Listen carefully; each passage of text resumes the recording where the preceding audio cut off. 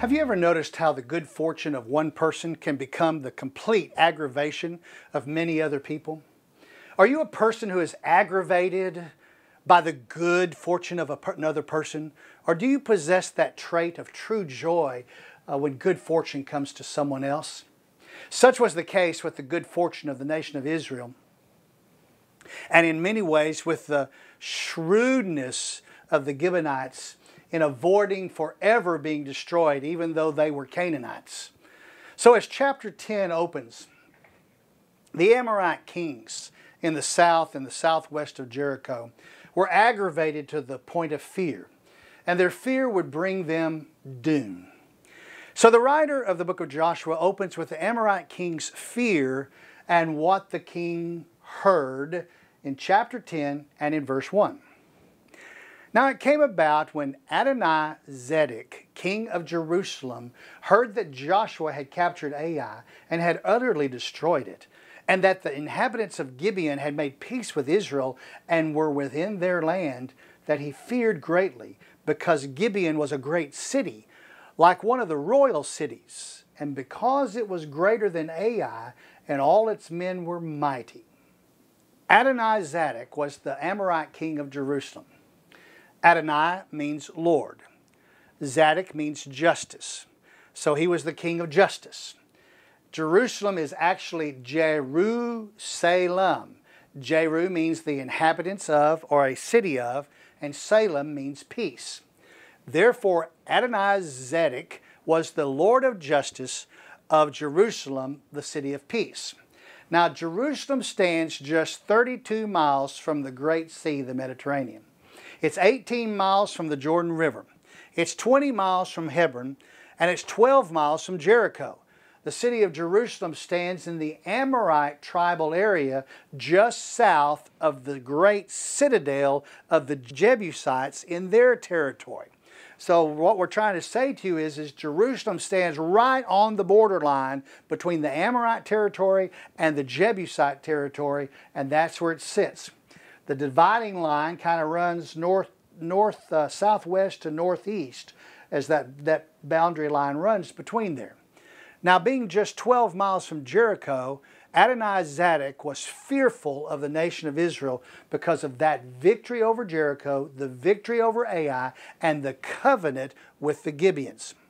Now, as we discovered back in chapter 8, verse 25, Ai had 12,000 inhabitants at the time of its defeat. What we just learned is Gibeon was larger than that, larger than Ai. So evidently, Gibeon was greater than Jerusalem at the time also. And Adonizedek realized that he needed help. So the writer tells us of King Adonizedek and what the king did in verse number 3. Therefore, Adonizedek, king of Jerusalem, sent word to Hoham, king of Hebron, to Param, king of Jarmuth, and to Jopha, king of Lachish, and to Debir, king of Eglon, saying, "Come up to me and help me, and let us attack Gibeon. It has made peace with Joshua and with the sons of Israel." So the 5 kings of the Amorites, the king of Jerusalem, the king of Hebron, the king of Jarmuth, the king of Lachish, and the king of Eglon, gathered together and went up, they with all their armies, and camped by Gibeon and fought against it. So, the cities of Hebron, Jarmuth, Lachish, and Eglon stood in this hill country in the Amorite territory just west of the Dead Sea. And the Gibeonites were the Hittite cousins of these Amorites. Yet that did not matter. Adonizedek, Hoham, Param, Jopha, and Debir joined together with their armies to attack the Gibeonites because they had a covenant to be the servants of Israel forever. So seeing the armies of these 5 Amorite kings camped right outside their door, from Lachish, from Hebron to Gilead, from Jerusalem is right there, Jerusalem, there's a problem here. So as these servants of the covenant these servants have this covenant with Israel, what could Gibeon do? Well, the leaders of Gibeon and those 4 cities reached out with Joshua and called for help in verse 7. Then the men of Gibeon sent word to Joshua to the camp at Gilgal, that's where they're stationed, saying, "Do not abandon your servants. Come up to us quickly and save us and help us, for all the kings of the Amorites that live in the hill country have assembled against us." So Joshua leaves Gilgal to help the Gibeonites, and he does it immediately. Verse number 7. So Joshua went up from Gilgal, he and all the people of war with him, and all the valiant warriors. So, when Joshua leaves to help the Gibeonites, here's what happens. First, we see that the camp of the nation of Israel was back in Gilgal, back in that Arabah on the west side of the Jordan River, where it settled in for the first night after they had crossed the Jordan River on the 10th of Nisan back in 1424 BC. However, we do not know the timing of the month or the year at this point because the writer gives us no indication. We don't know where we are in time, since how long it's been since they've settled the first night there in Gilgal. Second, Joshua took his valiant warriors only to fight at Gibeon. So the camp remained back at Gilgal, and the warriors with Joshua come to Gibeon to fight against these kings. Approaching Gibeon, Joshua hears of help from the Lord. The Lord speaks to him in verse number 8. The Lord said to Joshua, "Do not fear them, for I have given them into your hands. Not one of them shall stand before you." So in a strange turn of events, these 5 Amorite kings have delivered themselves into the hand of the nation of Israel and into the hands of the Lord. As promised, they're going to be defeated. So after the battle, these 5 Amorite cities will be so severely hurt and they will be under new leadership that when Joshua finally shows up on their doorsteps, they're not going to have the organization to defeat them because their kings are going to be, as we'll find out, locked up in a cave. It takes all night, but Joshua arrives to help in verse 9. So Joshua came upon them suddenly by marching all night from Gilgal, and the Lord confounded them before Israel, and he slew them with a great slaughter at Gibeon, and pursued them by the way of the ascent of Beth-horon, and struck them as far as Ascah and Makkedah. So Joshua and his valiant warriors did not rest. They attacked the Amorites there at Gibeon at the break of dawn and the break of the day. And many of the king's men started to retreat towards Beth-horon and, of course, towards Azek, which is right there beside it. Beth-horon means the house of caves or house of caverns. The caves or caverns rest beneath these mountains here that are still right there. Therefore, to arrive at Beth-horon, the army had to march past the mountains of Gibeon and begin down over here and then come up on Beth-horon. It lay on the boundary line of the future tribal area of, it's going to come right through here, of Ephraim. That's where it's located. So they're moving across this country. Benjamin's going to come right in there and tuck in there also. Azekah means dug over. So Azekah sits in this rich farmland just right here by Beth-horon, and that's going to be here in the tribal area of Judah. These 3 tribal areas are going to come right together. Makkedah, which we're going to end up here, means the place of the shepherds. It's in shepherd country. So, and it's a Canaanite city, and it sits 25 miles southeast of Jerusalem. Right down here, Makkedah, about 25 miles from Jerusalem. All right. Now, in the battle, the writer tells us that Joshua sees the help. Verse 11. So as they fled from before the Lord, while they were at the descent of Beth-horon, where they're coming down off of Beth-horon, the Lord threw large stones from heaven on them as far as Ascah, and they died. There were more who died from the hailstones than those who the sons of Israel killed with the sword. So consider that Joshua attacked the Amorites at daybreak at Gibeon. Here they are. It's about a 2-hour march through to chase them all the way through the Amorites, all the way through up to Beth Horon and down on the other side and on to Ascah. It's about a 2-hour journey. And on that journey, the Lord sends a hailstorm. And the hailstorm is so bad that it kills more people than they're killed by the sword. More killed than Israel killed them by these hailstones. So at that time, Joshua does something interesting.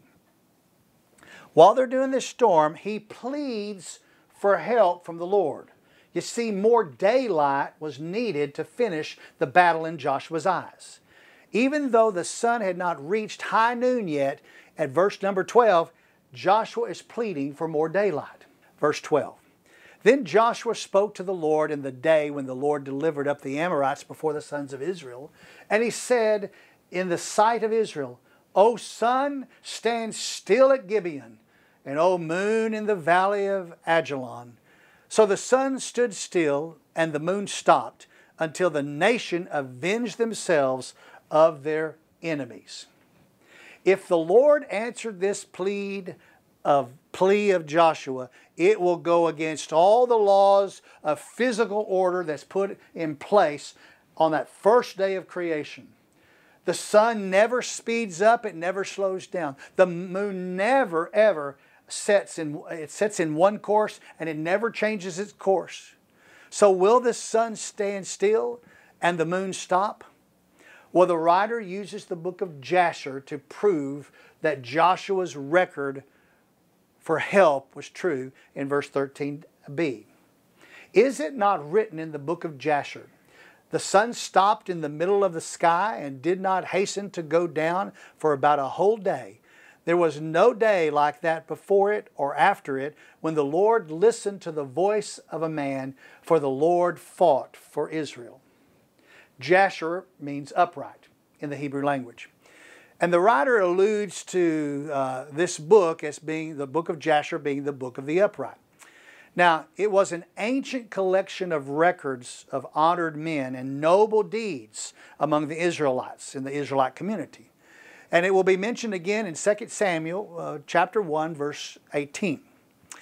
The book has not survived the years since the fall of the northern and the southern kingdoms, but nevertheless, it was an actual book where Israel had recorded all the deeds of Joshua, and it was widely accepted in the day when the writer completes this book. But we must ask the question, why did the writer stop his line of the history of the miraculous day to insert a quote from a poetical book of the day? He interjected the quote because it was true. The Lord of creation can do as He pleases with a simple command, and the natural order of the sun and the moon can shift. Some have said that the earth was the place where the miracle actually happened. They said that the earth began to change its tilt, and it was changed that day to affect the miracle. But I must say to you, why could it not have been just stopped? That the Lord stopped the sun that day and stopped its movement. It was one or it was the other, no less. One of the two things happened. The earth changed or the moon and the sun stopped. I think it stopped. The miracle occurred for the day like no other day or since. When the Lord does something, He can do it. He spoke all this into being in 6 days. Why couldn't He do that? Speaking of the nature of the Lord, Habakkuk will say this in Habakkuk 3:10. You cleave to the earth with rivers. The mountains saw you and quaked. The downpour of water swept by. The deep uttered forth its voice. It lifted high its hands. Sun and moon stood in their places. Even Habakkuk says it's possible. The Lord can do as He pleases with His creation any day, any time, and that includes you. One day He will come as a man, fully God and fully man. Why not? He can do it because He pleases. It may defy our finite mind, but it cannot defy His infinite power and will. He will one day rise from the dead in the future of Joshua's book. How can a man raise from the dead? We cannot comprehend it, but it is simple for Him. After all, He spoke everything into being with just a word. With a word, the sun and the moon can seem to stop moving. So when the battle was over, Joshua rested from the help with his Israelite servants there at Gibeon. He goes back to the camp of the Israelites in verse number 15. Then Joshua and all of Israel with him returned to the camp to Gilgal. The time of rest was not long for Joshua, I can tell you that because I'm reading on. His men heard that the Amorite kings had escaped Joshua's attack. And in our outline, we come to the Amorite kings caught and secured in the cave at Makkedah with an order from Joshua to seal the entry in verse 16.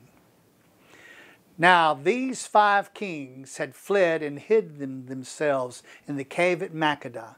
It was told Joshua, saying, the 5 kings have been found hidden in the cave at Makkedah. And Joshua said, roll large stones against the mouth of the cave and assign men by it to guard them. There is the cave. There are some of the large stones that were in front of that hole that held those men in that cave. The cowering kings had hidden in that cave at Makkedah, and now they could not come out. As the report reached the ear of Joshua, his order to seal the cave with large stones came out. And with the sealing of the cave, we notice that Joshua ordered the assigning of men to guard the cave too. He did not want those kings to get away. The rest of the men were ordered to pursue the enemies that had gotten away. Some had gotten away. And we have the order to slay the enemy and the report of the ones that Israel killed in verse 19. But do not stay there yourselves. Pursue your enemies and attack them in the rear. Do not allow them to enter their cities, for the Lord your God has delivered them into your hands. And it came about when Joshua and the sons of Israel had finished slaying them with a great slaughter until they were destroyed. Joshua had evidently heard that the stragglers from the war with the 5 Amorite kings were on their way to their homes in their cities of Jerusalem and Hebron and Jarmuth and Lachish and Debir. And Joshua's mighty warriors caught up with the Amorite men as they ran home. Not all of them made it home. They were killed as they ran from behind. And while the mighty warriors were in pursuit, Joshua made camp at Makkedah with the rest of his army.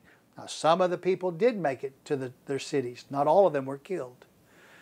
So they did make it home. And we find that about the ones who got away in verse number 20b. And the survivors who remained of them had entered the fortified cities, that all the people returned to the camp to Joshua at Makkedah in peace. No one uttered a word against any of the sons of Israel. The camp of Israel was pleased, very pleased. Jerusalem, Hebron, Jarmuth, Lachish, Debir were fortified cities.